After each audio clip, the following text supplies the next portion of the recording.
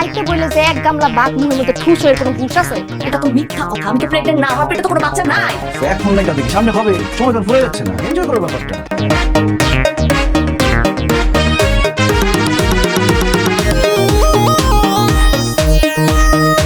তানিয়া বৃষ্টি, সরি তানিয়া বৃষ্টি, তুমি আমার অরিজিনাল কম্পোজিশন হচ্ছে এইটা, ভুল বুঝা যাবে না। আবার বলবো না, আবার খানি এখন কোথায়? 1 2 3 অ্যাকশন। খানি এখন কোথায়?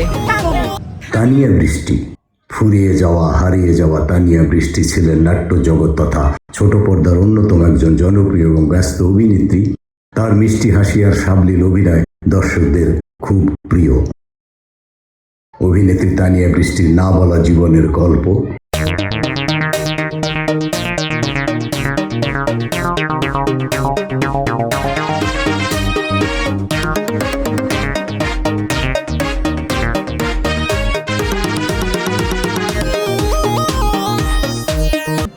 বন্ধুরা, বর্তমান সময়ের ছোট পর্দার হার্ট থ্রোব তানিয়া বৃষ্টিকে আমরা সবাই চিনি, কিন্তু তার এই সফলতার পেছনের সংগ্রাম আর ব্যক্তিগত জীবন সম্পর্কে আমরা কতটুকু জানি? আজকের ভিডিওতে আমরা জানব তানিয়া বৃষ্টির অন্দরমহলের গল্প। জন্ম 1993 সালে মুন্সিগঞ্জে, শৈশব কেটেছে ঢাকার খুব সাধারণ পরিবেশে। পড়াশোনা তিনি বিবিএ শেষ করেছেন।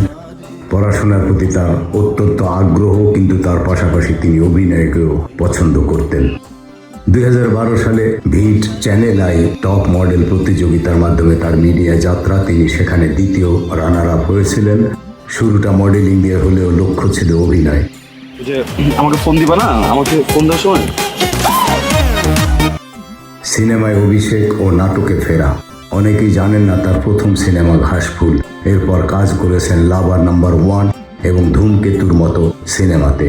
সিনেমায় খুব একটা সুবিধা করতে না পেরে তিনি আবার নাটকে ফিরে আসেন এবং একের পর এক হিট নাটক উপহার দেন। তানিয়া বৃষ্টির ব্যক্তিগত জীবন ও শখ। ব্যক্তি জীবনে তিনি খুব সাধারণ জীবনযাপন করতে পছন্দ করেন। তার পছন্দের খাবার, ঘোরাঘুরির জায়গা এবং অবসরে তিনি সময় কাটাতেন বন্ধুদের সাথে। তানিয়া বৃষ্টির ভবিষ্যৎ পরিকল্পনা এবং তার দর্শকদের প্রতি ভালোবাসার কথা অনেক ইন্টারভিউতে জানিয়েছেন তানিয়া বৃষ্টি। কিছুদিন আগে ছোট পর্দার জনপ্রিয় অভিনেত্রী তানিয়া বৃষ্টির মস্তিষ্কে টিউমার ধরা পড়ে। অল্প সময়ের মধ্যে তার 3 বার অস্ত্রোপচার হয়েছে। চেন্নাইয়ের এজিএম হাসপাতালে চিকিৎসাধীন ছিল। গত ফেব্রুয়ারি মাসে চিকিৎসকদের পরামর্শে ঢাকার একটি বেসরকারি হাসপাতালে প্রথম অস্ত্রোপচার হয়। এরপর কিছুটা সুস্থ হয়ে বাসায় ফিরলেও শারীরিক অবস্থার অবনতি হওয়ায় তাকে উন্নত চিকিৎসার জন্য ভারতের চেন্নাইয়ে নেওয়া হয়। গত মার্চ মাসে চেন্নাইয়ের এমজিএম হাসপাতালে দ্বিতীয় দফায় অস্ত্রোপচার হয় অভিনেত্রীর। দ্বিতীয় অস্ত্রোপচার শেষে দেশে ফিরে এলেও চিকিৎসকের পরামর্শ অনুযায়ী এপ্রিলের শুরুতেই তৃতীয় দফার অস্ত্রোপচারের জন্য তাকে আবারও ভারতে যেতে হয়। 1 এপ্রিল তানিয়া বৃষ্টি সামাজিক যোগাযোগ মাধ্যমে একটি ছবি শেয়ার করেন, যেখানে তার হাতে হাসপাতালে ট্যাগ দেখা যায়। ছবির ক্যাপশনে তিনি লেখেন, শুরু করি আবার।